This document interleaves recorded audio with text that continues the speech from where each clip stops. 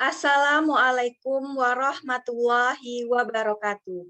Saya Indri Pratiwi, NIM A1A318005, akan mempresentasikan hasil proposal penelitian tindakan kelas saya dengan judul Meningkatkan hasil belajar siswa pada mata pelajaran PPKN melalui penerapan model pembelajaran berbasis masalah atau problem-based learning di kelas 8D SMP Negeri 10 Merangin.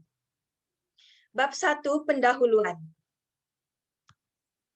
1.1 Latar belakang masalah.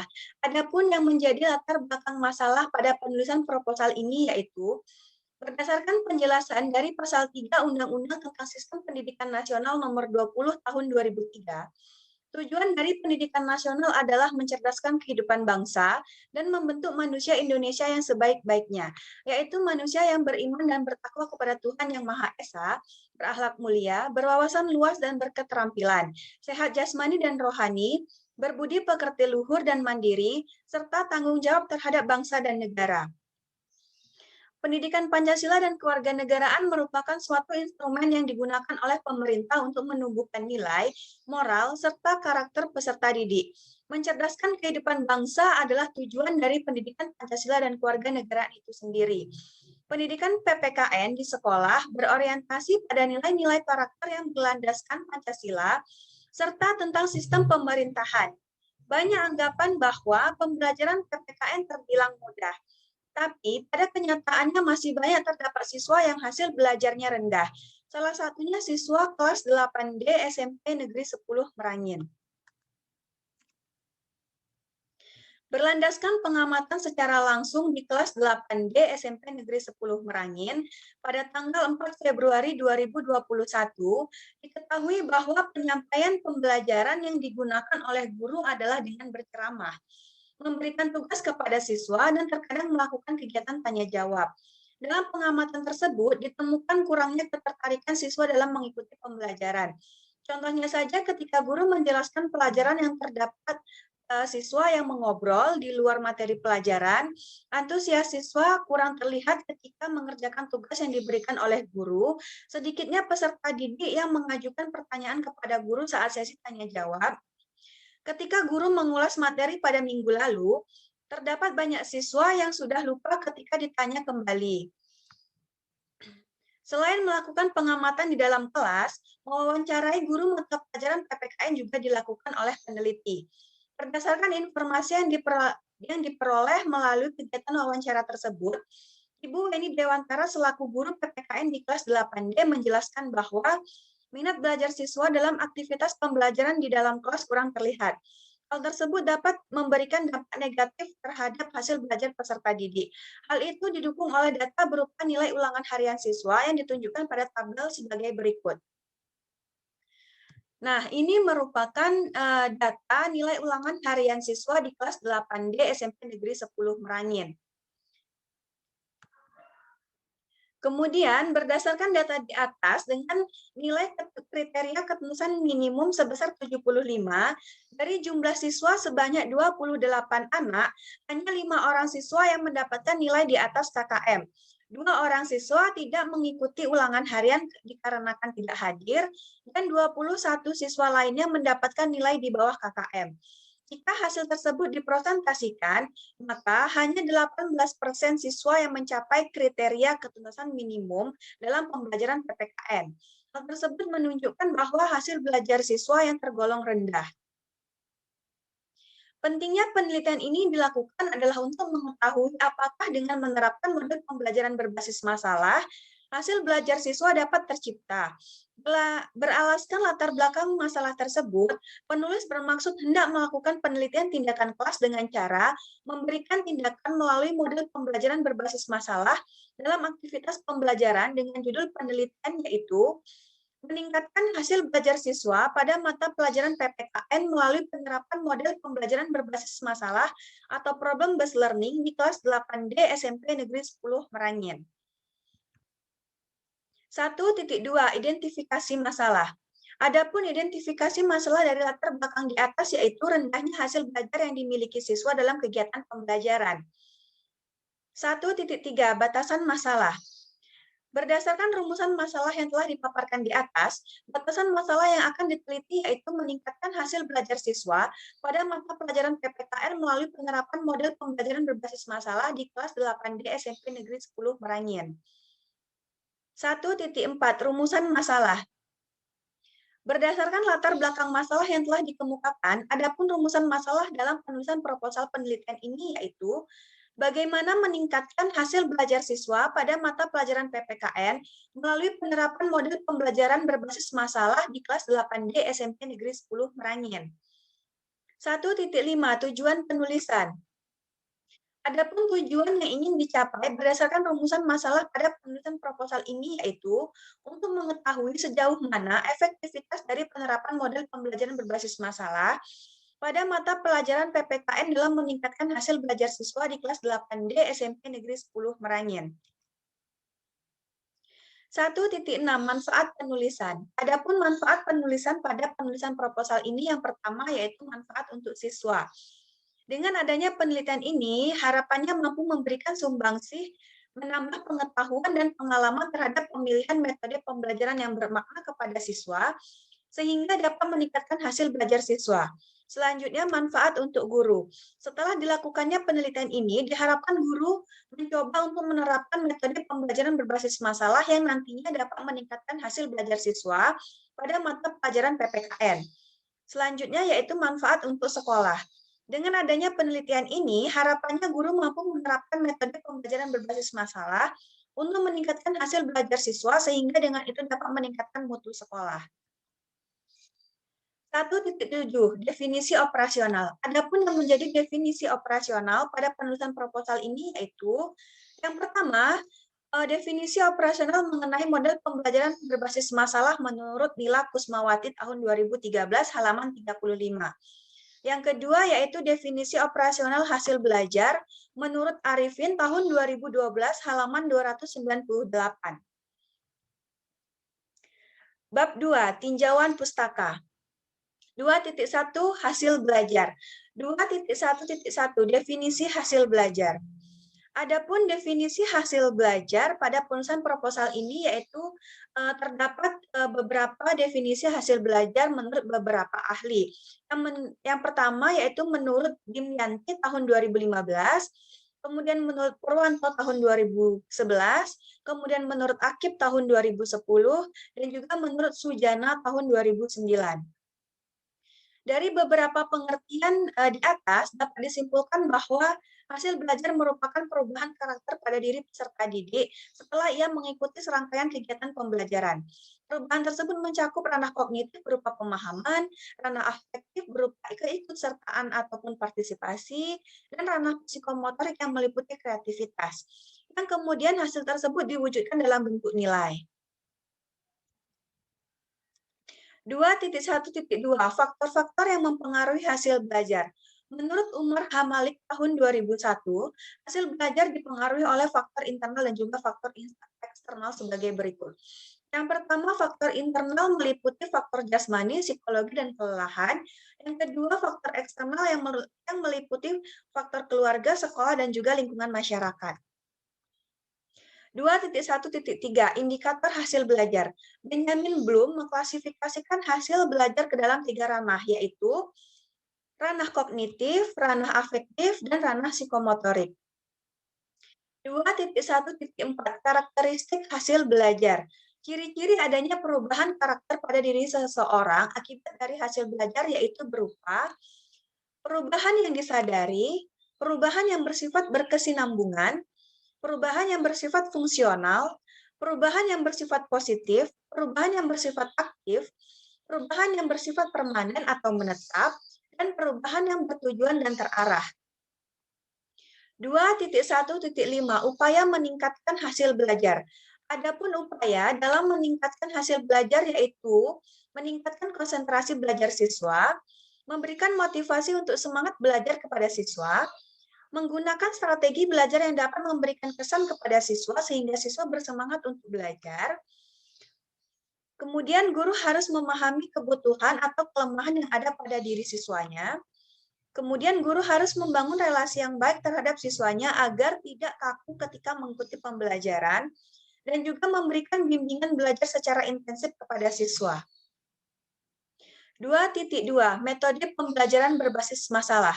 2.2.1 Definisi metode pembelajaran berbasis masalah. Adapun definisi dari metode pembelajaran berbasis masalah yaitu ada beberapa definisi menurut para ahli. Yang pertama menurut Amir tahun 2010, kemudian menurut Komalasari tahun 2013, dan menurut Kusmawati tahun 2013.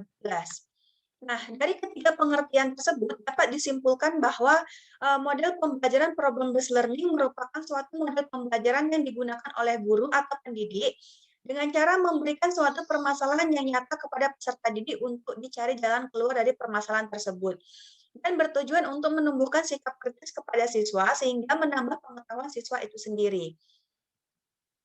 Selanjutnya, 2.2.2 Kelebihan dan kekurangan model pembelajaran berbasis masalah. Menurut Sudrajat tahun 2011, model problem-based learning memiliki beberapa kelebihan, yaitu akan memudahkan peserta didik untuk memahami materi pelajaran, melibatkan peserta didik secara aktif dalam menyelesaikan suatu permasalahan, kemudian membuat pembelajaran lebih bermakna, membuat siswa merasakan manfaat dari kegiatan pembelajaran tersebut, dan membangun sikap mandiri dan kerjasama kepada siswa. Kemudian selanjutnya menurut Endriani tahun 2011, kelemahan dari penerapan metode pembelajaran berbasis masalah ini yaitu sulitnya mencari permasalahan yang relevan dengan materi pelajaran ataupun permasalahan yang relevan dengan kehidupan sehari-hari, serta sering terjadinya miskonsepsi atau perbedaan pendapat antar teman. 2.2.3 Prosedur penerapan model pembelajaran berbasis masalah. Adapun prosedur penerapannya yaitu orientasikan siswa pada permasalahan, kemudian mengorganisasi siswa, membimbing siswa dalam menyelesaikan permasalahan tersebut, mengembangkan dan menyajikan hasil kerja siswa, dan mengevaluasi dan menganalisis hasil kerja siswa. 2.3 Hasil penelitian yang relevan. Adapun hasil penelitian yang relevan dengan penulisan proposal ini yaitu yang pertama, penelitian oleh Widodo dan Lucy Widayanti tentang peningkatan aktivitas belajar dan hasil belajar siswa dengan metode problem-based learning pada siswa kelas 7A MTS Negeri Donomulyo Kulon Progo tahun pelajaran 2012-2013. Yang kedua, yaitu penelitian oleh Milka White tentang meningkatkan hasil belajar pendidikan kewarganegaraan, materi HAM, melalui metode problem-based learning bagi siswa kelas 7A SMP PGRI Solawati pada semester 2, tahun pelajaran 2017-2018. Dan yang ketiga, yaitu penelitian oleh Yuniwati dan Mohsinatun Siasah tentang peningkatan kualitas pembelajaran PPKN melalui penerapan problem-based learning di SMP. 2.4 Kerangka berpikir. Adapun kerangka berpikir pada penulisan proposal ini yaitu yang pertama, kondisi awal sebelum menggunakan model pembelajaran problem-based learning, hasil belajar siswa pada mata pelajaran PPKN rendah. Kemudian setelah diadakannya tindakan dengan menggunakan problem pembelajaran problem-based learning pada siklus 1 dan siklus 2, di kondisi akhirnya diharapkan dengan menggunakan model pembelajaran problem-based learning tersebut dapat meningkatkan hasil belajar siswa. 2.5 Hipotesis tindakan. Berlandaskan tujuan tinjauan pustaka dan kerangka berpikir yang telah dijelaskan, adapun hipotesis tindakan dalam penulisan penelitian tindakan kelas ini yaitu jika metode pembelajaran diskusi diterapkan dengan baik pada mata pelajaran PPKN di kelas 8D SMP Negeri 10 Merangin, maka hasil belajar siswa akan meningkat minimal mencapai kriteria ketuntasan minimum sebesar 75. Bab 3. Metode penelitian. 3.1 Subjek dan objek penelitian. Yang pertama, subjek penelitian ini adalah siswa kelas 8D SMP Negeri 10 Merangin tahun pelajaran 2021-2022 pada semester ganjil dengan jumlah siswa 28 anak. Kemudian, objek dari penelitian ini yaitu penerapan model pembelajaran berbasis masalah dalam pembelajaran pendidikan Pancasila dan kewarganegaraan. 3.2 Tempat dan waktu penelitian. Penelitian ini dilaksanakan di SMP Negeri 10 Merangin, Kecamatan Margotabir, Kabupaten Merangin, Provinsi Jambi, pada semester ganjil tahun ajaran 2021-2022. Selanjutnya, prosedur penelitian. Penelitian ini merupakan penelitian tindakan kelas yang terdiri dari 2 siklus, di mana pada setiap siklus berisi 4 tahapan kegiatan yang apabila pada proses pembelajaran pada siklus 1 dan siklus 2 belum mencapai standar yang diharapkan, maka perlu dilakukannya perbaikan pada pembelajaran siklus 3 atau dilanjutkan kepada siklus 3. Namun, jika pada siklus 1 dan siklus 2 sudah memenuhi indikator kinerja penelitian, maka tidak perlu dilanjutkan ke siklus 3. Adapun kegiatannya terdiri atas perencanaan tindakan, pelaksanaan tindakan, observasi atau pengamatan, dan refleksi. Selanjutnya yaitu pada tahap observasi, pengamat melakukan pengamatan selama pembelajaran berlangsung, serta memberikan penilaian terhadap siswa selama kegiatan pembelajaran. Hasil pengamatan tersebut dicatat pada lembar pengamatan sebagai berikut. Nah, lembar pengamatan ini terbagi atas 2. Yang pertama yaitu lembar pengamatan untuk guru dalam melaksanakan kegiatan pembelajaran, yaitu kriteria pengamatannya yaitu yang pertama mengelola kelas dan fasilitas belajar, kemudian melaksanakan RPP, mengelola interaksi di dalam kelas, sikap dalam melaksanakan pembelajaran, dan pelaksanaan evaluasi. Nah, yang kedua yaitu lembar pengamatan siswa. Nah, pada lembar pengamatan siswa, di sini dicatat nama siswa ataupun kelompok siswa. Kemudian aspek yang diamati itu ada keaktifan, kesungguhan, ketepatan, dan juga hasil akhir. Kemudian skornya yaitu A itu nilainya 80 sampai dengan 100, B itu 70 sampai dengan 79, C 60 sampai dengan 69, dan D yaitu nilainya 50 sampai dengan 59. Dan di bawah dari nilai 50 itu berarti E atau sangat buruk. Kemudian 3.4 teknik pengumpulan data. Pengumpulan data merupakan cara yang digunakan oleh peneliti dalam rangka untuk pengumpulan data. Adapun metode pengumpulan data yang digunakan oleh peneliti yaitu melalui metode observasi. 3.5 Instrumen penelitian. Nah, jadi instrumen penelitian pada penulisan proposal tindakan kelas ini yaitu yang pertama melalui lembar observasi. Adapun kisi-kisi lembar observasi untuk pengamatan aktivitas guru yaitu indikatornya berupa guru merumuskan tujuan pembelajaran, guru bertanya kepada siswa, guru memotivasi siswa, guru mengorientasi siswa, guru mengorientasi siswa untuk belajar, kemudian guru membimbing individu ataupun kelompok, guru mengembangkan dan menyajikan hasil karya, kemudian guru menganalisis dan mengevaluasi proses pemecahan masalah, kemudian guru menyimpulkan pembelajaran, dan guru memberikan evaluasi. Jadi indikator observasi yang diberikan untuk guru ini dilakukan penilaian dalam siklus 1 dan juga siklus 2. Kemudian yang kedua yaitu lembar observasi pada aktivitas siswa. Adapun indikatornya yaitu siswa siap dalam belajar, siswa respon terhadap guru, siswa konsentrasi dalam belajar, siswa mendengar tujuan belajar yang disampaikan oleh guru, kemudian siswa mendefinisikan dan mengorganisasikan tugas belajar yang diangkat, kemudian siswa mengumpulkan informasi yang sesuai dan berusaha menemukan jawaban atas masalah yang diangkat, kemudian siswa merencanakan dan menyiapkan tugas dan menyampaikan pada teman lainnya atau berdiskusi. Kemudian siswa melakukan refleksi kegiatan penyelidikannya dan proses yang dilakukan. Kemudian siswa memberikan kesimpulan. Kemudian yang terakhir siswa mengikuti evaluasi di dalam kelas. Jadi indikator pada observasi aktivitas siswa ini dilakukan juga pada siklus 1 dan juga siklus 2. Kemudian yang kedua yaitu tes hasil belajar. Jika yang pertama tadi melalui observasi, yang kedua melalui tes hasil belajar. Nah, di sini tes tertulis dilaksanakan pada setiap akhir siklus dalam kegiatan belajar mengajar. Dalam penelitian ini menggunakan tes berupa soal esai. Tes ini digunakan untuk mengukur sejauh mana tingkat pemahaman siswa terhadap materi yang diajarkan. Tes yang digunakan dalam penelitian ini adalah tes soal esai yang terdiri dari 5 sampai dengan 10 soal.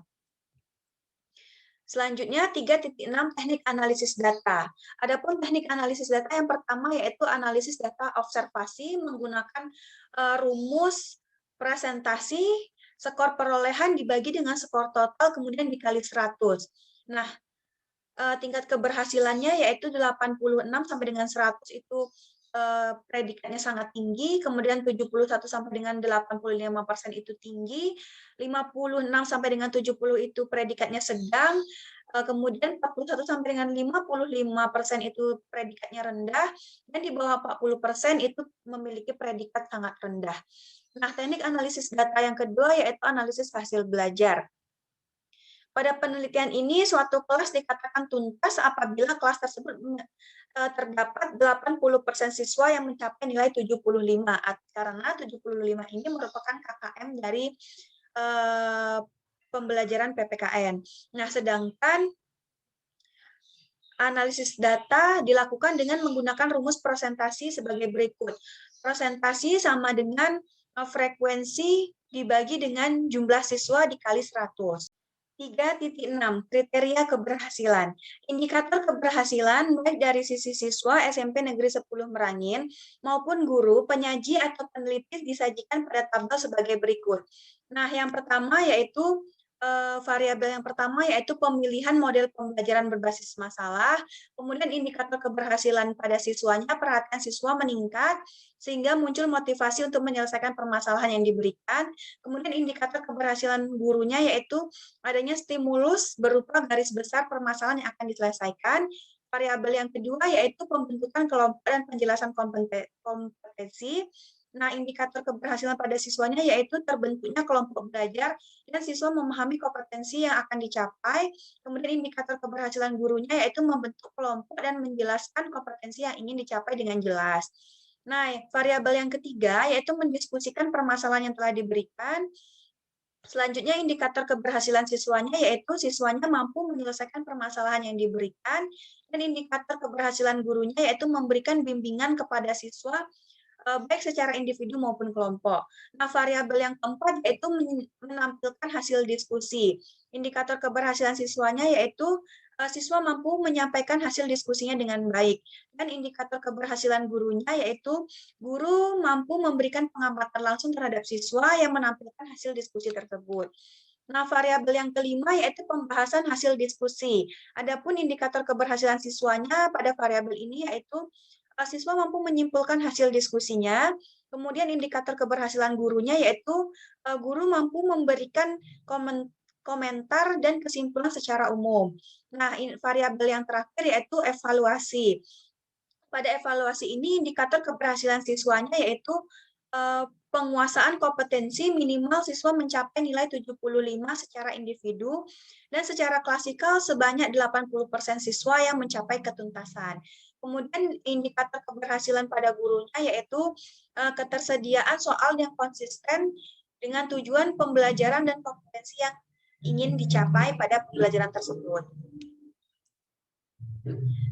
Selanjutnya yaitu daftar pustaka. Nah, di sini ada beberapa daftar pustaka yang penulis gunakan dalam menulis proposal penelitian tindakan kelas ini. Baiklah, cukup sekian pemaparan proposal penelitian tindakan kelas yang dapat saya sampaikan. Kurang lebihnya saya mohon maaf. Saya akhiri. Wassalamualaikum warahmatullahi wabarakatuh.